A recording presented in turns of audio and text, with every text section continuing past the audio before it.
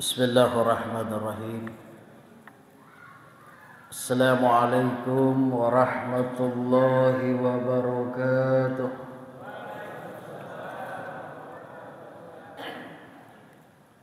Alhamdulillahilladzi ja'ala syahra Ramadan alladzi unzila fihi al-Qur'an hudan lin-nasi wa bayyinatin minal huda wal furqan. أشهد أن لا إله إلا الله وحده لا شريك له وأشهد أن سيدنا محمدا عبده ورسوله اللهم فصل وسلم على هذا النبي الكريم سيدنا وحبيبنا ومولانا محمد وعلى آله ومن تبعهم بإحسان إلى يوم الدين أما بعد. قال الله تعالى في القرآن الكريم أعوذ بالله من الشيطان الرجيم بسم الله الرحمن الرحيم شهر رمضان الذي أنزل فيه القرآن هدى للناس وبينات من الهدى والفرقان. ثم قال رسول الله صلى الله عليه وسلم خيركم من تعلم القرآن وأعلمه. Sadaqallahul adzim wa sadaqa rasulihil karim wa la haula wa la quwata illa billahil aliyyil adzim. Alhamdulillah, kembali kita memanjatkan puji syukur kehadirat Allah Subhanahu wa taala. Oleh karena alhamdulillah sampai pada malam yang ke-17 Ramadan ini kita kembali dipertemukan oleh Allah untuk kembali menghidupkan malam-malam Ramadan dengan berbagai amalia di dalamnya. Entah kita hidupkan dengan salat-salat sunnah, menghidupkan dengan tadarrus Al-Quran, menghidupkan dengan zikir, itikaf di masjid dan lain sebagainya. Itu semua tiada lain adalah menjalankan apa yang telah disampaikan oleh baginda Rasulullah sallallahu alaihi wasallam kepada kita. Dalam sebuah hadis beliau mengatakan man qama ramadhana imanan wa ihtisaban ghufira lahu ma taqaddama min dzambihi. Siapa yang menghidupkan malam-malam Ramadan dengan iman dan dengan penuh perhitungan, maka Allah Subhanahu wa taala akan mengampuni dosa-dosanya yang telah lalu. Salawat dan salam senantiasa kita kirimkan atas junjungan baginda Rasulullah Muhammad sallallahu alaihi wasallam. Allahumma shalli wa sallim. Yang sebab dengan perantaraan beliau sehingga kita diberikan oleh Allah satu bulan yang paling dimuliakan oleh Allah, yakni bulan suci Ramadan. Umat-umat Nabi yang lain tidak ada diberikan kemuliaan Ramadan kepadanya kecuali kita umatnya Muhammad. Inilah yang membuat nanti di hari kemudian ketika manusia telah dikumpulkan oleh Allah dalam satu padang, yakni padang mahsyar. Kemudian seluruh amal-amal ibadah kita dihisap oleh Allah. Maka umat-umat Nabi yang lain itu heran melihat kita umatnya Muhammad umurnya singkat tetapi pahala kita luar biasa. Singkat umur tetapi pahala kita luar biasa. Sebab ketika kita berbicara umur Bapak Ibu, kita ini umatnya Nabi, kalau ikut kepada Nabi kan cuma 63 tahun. Dalam sebuah hadis beliau mengatakan umur umatku itu antara 60 sampai 70. Sedikit sekali yang bisa melampaui 70, standarnya 63. Ketika kita bandingkan dengan umur nabi-nabi yang lain yang diikuti oleh umatnya, itu sungguh jauh berbeda Bapak Ibu. Katakanlah misalnya Nabi Adam alaihissalam itu diberikan usia oleh Allah sampai 1000 tahun Pak. 1000 tahun. Karena memang postur tubuh Nabi Adam itu besar. Kalau kita hitung dengan meter, ya kurang lebih 30 meter lah. Karena bayangkan itu salah satu bukit yang ada di Mekah yang bernama Jabal Rahmah, itu tempat duduk-duduknya Nabi Adam. Itu Jabal Rahmah bukit. Kalau anak muda sekarang dia bilang dekir-dekir, tempat nongkrong. Ya. Tidak heran usianya 1000 tahun. Nabi Nuh alaihissalam diberikan usia oleh Allah 950 tahun.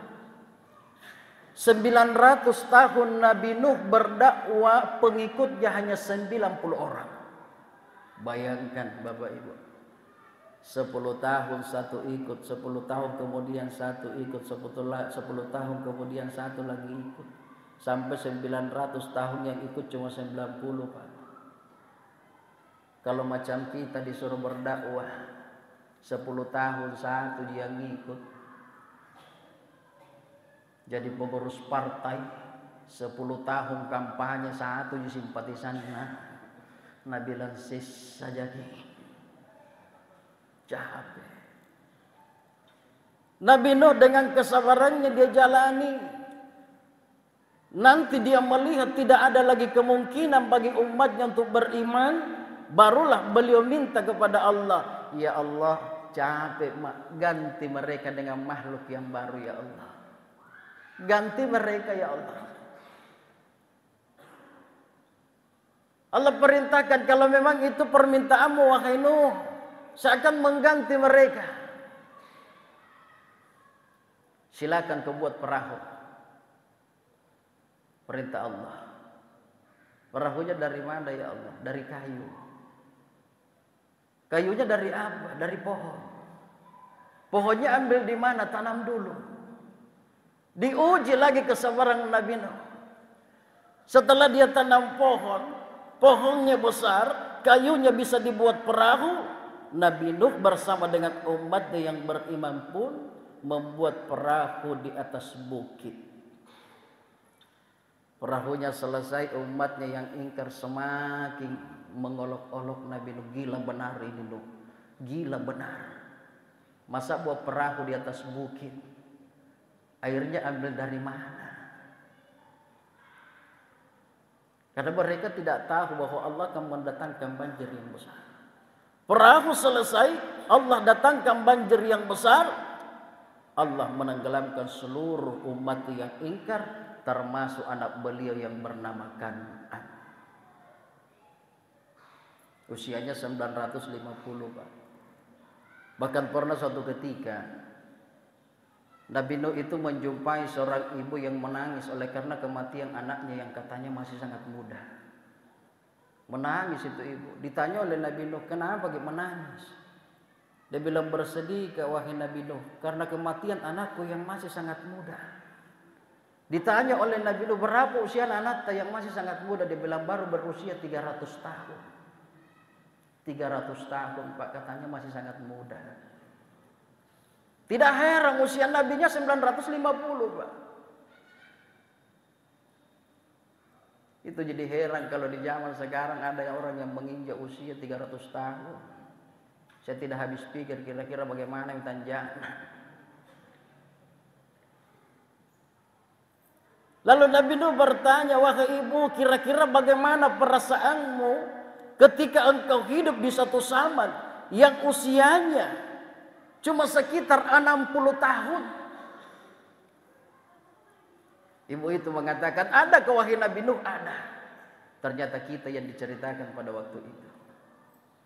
Lalu ibu itu mengatakan, seandainya saya hidup di zaman itu yang hanya beberapa hari dunia, maka sungguh aku akan habiskan hidupku untuk bersujud kepada Allah Subhanahu wa ta'ala. Usianya 950 Nabi. Inilah yang pernah disedihkan oleh baginda Nabi. Suatu ketika baginda Rasulullah sallallahu alaihi wasallam duduk dalam keadaan termenung dan bersedih, didatangi oleh Jibril. Bertanya Jibril kepada Rasulullah, ya Rasul, apa yang membuat engkau sedih? Rasulullah mengatakan, ya Jibril, saya bersedih memikirkan umatku. Umatku kurang lebih 400 tahun yang lalu Pak, belum kita lahir, nenek kita belum ada, buyut kita belum ada, sudah ada satu orang yang memikirkan kita. Sudah ada satu orang yang memperjuangkan kita, yang menangis untuk kita. Apa yang kau sedihkan wahai Rasulullah? Rasulullah mengatakan, apakah umatku itu bisa menyamahi ibadah dari umat-umat Nabi yang lain yang usianya jauh lebih panjang dari umatku wahai Jibril. Jibril melapor kepada Allah. Ya Allah, saya baru ketemu dengan kekasihmu Muhammad. Dia bersedih, memikirkan umatnya. Apakah umatnya itu bisa menyamahi ibadah dari umat Nabi yang lain yang usianya jauh lebih panjang daripada umatnya. Allah perintahkan, silakan kembali ketemui kekasihku Muhammad. Sampaikan, tidak usah bersedih dengan singkatnya usia umatmu, karena Allah akan memberikan keistimewaan. Allah akan berikan 1 bulan dalam 1 tahun itu. Dalam 1 bulan itu Allah turunkan 1 malam, yang ketika umatmu itu memanfaatkan bulan itu, lalu dia mendapatkan 1 malam kemuliaan itu, maka jangankan menyamahi, tapi justru nilai ibadahnya jauh lebih baik daripada umat-umat Nabi yang lain yang usianya jauh lebih panjang dari umatmu. Itulah Ramadan Pak, dengan Lailatul Qadarnya. Inna anzalnahu fi Lailatul Qadar. Luar biasa. Bapak Ibu yang dimuliakan Allah Subhanahu wa taala. Apatah lagi alhamdulillah pada malam hari ini kita sudah berada di malam 17 Ramadan, yang sudah merupakan menjadi agenda nasional negara kita, bahwa malam 17 Ramadan itu adalah malam turunnya Al-Qur'anul Karim. Dengan ayat Iqra bismi rabbikal ladzi khalaq khalaqal insana min 'alaq Iqra wa rabbukal akramul ladzi 'allama bil qalam 'allamal insana ma lam ya'lam. 5 ayat pertama Allah turunkan kepada baginda Rasulullah sallallahu alaihi wasallam. Ketika itu baginda Rasulullah sallallahu alaihi wasallam sedang bertahanus di sebuah gua yang bernama Gua Hira. Lalu beliau datangi oleh Jibril alaihi salam.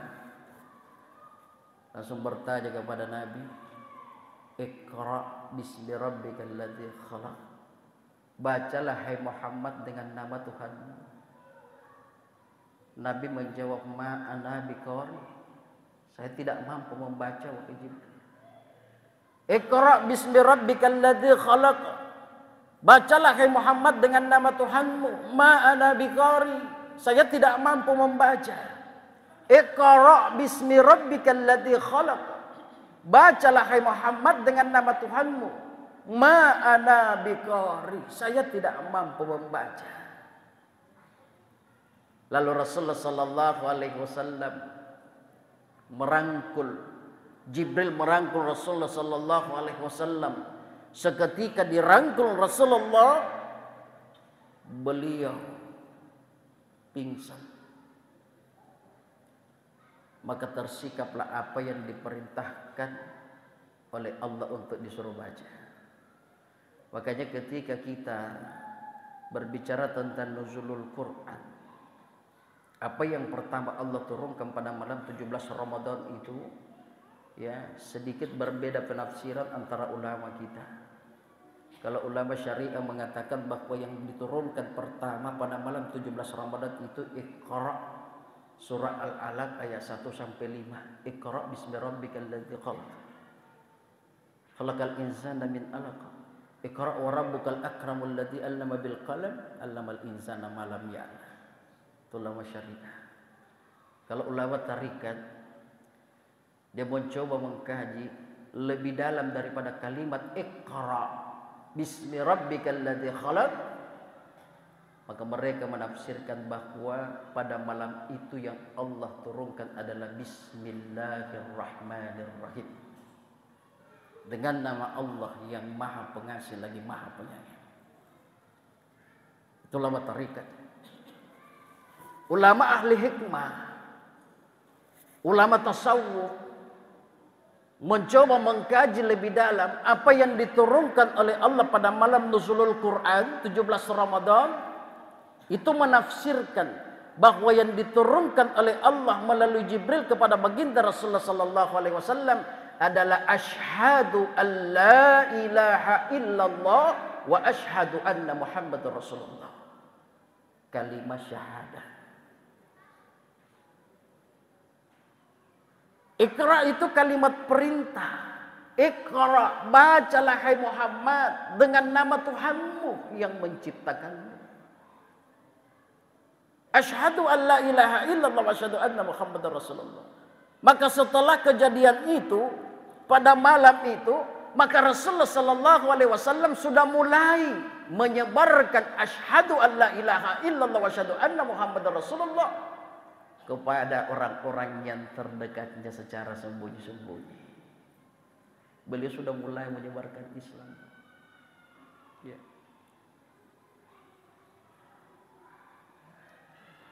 Itu penafsiran daripada ulama-ulama kita. Namun yang kita kenal bahwa malam 17 Ramadan itu adalah malam turunnya Al-Quran yang dibawa oleh Jibril kepada baginda Rasulullah sallallahu alaihi wasallam. Makanya di bulan Ramadan ini Bapak Ibu, Allah Subhanahu wa taala amat mencintai orang-orang yang senantiasa membaca Al-Qur'an. Pahalanya luar biasa Bapak Ibu. Makanya ketika Ramadan seperti ini terkadang ada orang menyusun sebuah target, Pak. Dalam satu bulan bagaimana bisa dihatam 3 kali. Dalam satu bulan bagaimana dia bisa hatam 2 kali. Minimal 1 kali hatam Al-Quran dalam 1 bulan Ramadan. Kalau tidak mampu hatam Al-Quran dalam bulan ini, cukup setelah sholat fardu 5 kali sehari semalam baca selembar. Tidak mampu baca selembar, sehalaman. Tidak mampu baca sehalaman, cukup beberapa ayat. Ada tuh ibu-ibu dia bilang bertanya, dia bilang bagaimana Ustaz, saya buta baca aku Ustaz.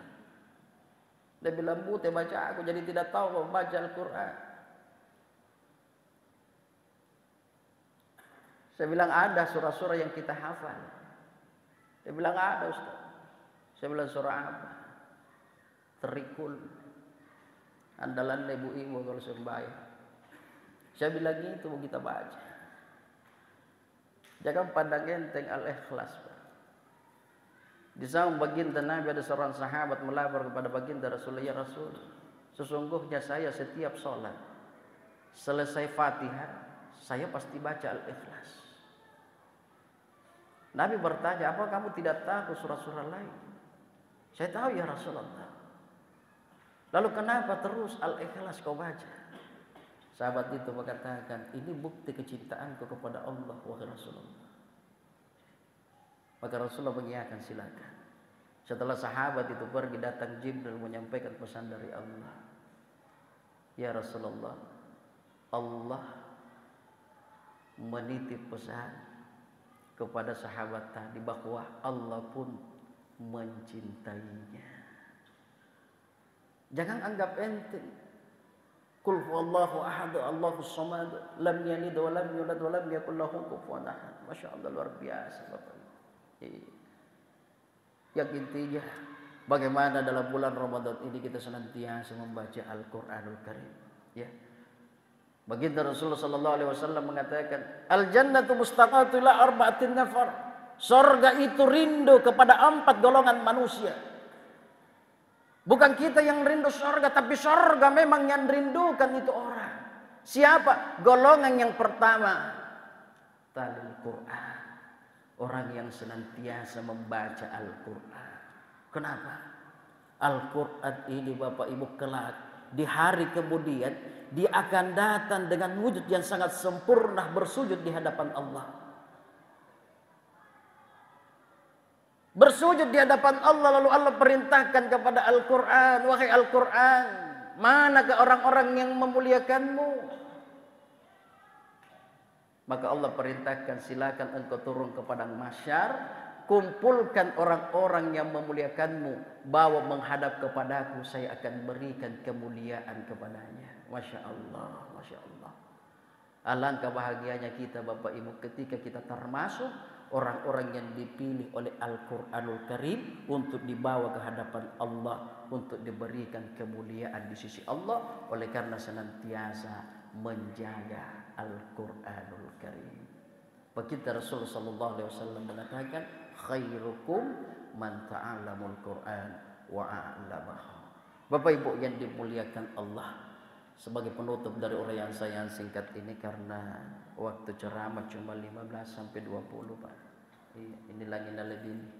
Ya, saya cuma menitip pesan kepada Bapak Ibu sekalian, khususnya di bulan Ramadan ini, mari baca Al-Qur'an, karena Al-Qur'an itu berpesan. Bacalah aku, karena sungguhnya aku akan menerangi kuburmu. Nawwiru buyutakum bitilawatil Qur'an. Terangi rumahmu dengan lantunan ayat-ayat suci Al-Qur'an. Surat Yasin berpesan kepada kita, bacalah aku karena saya akan melapangkan hatimu. Al-Waqiah berpesan kepada kita, bacalah aku karena aku akan melapangkan rezekimu. Ar-Rahman berpesan kepada kita, bacalah aku karena aku akan menjadikan engkau orang-orang yang bersyukur dengan nikmat Allah Subhanahu wa taala. Al-Mulk berpesan, bacalah aku karena aku akan membebaskanmu daripada siksa kubur. Dan yang terakhir, Al-Ikhlas berpesan kepada kita, bacalah aku sekurang-kurangnya 10 kali sehari semalam, karena aku akan menjadikan engkau manusia yang dicintai oleh Allah Subhanahu wa taala. Inilah kiranya sedikit apa yang dapat sampaikan, lebih dan kurangnya mohon dimaafkan. Akhirul kalam, fattaqullaha mastata'tum billahi fi sabilil haq. Assalamualaikum warahmatullahi wabarakatuh.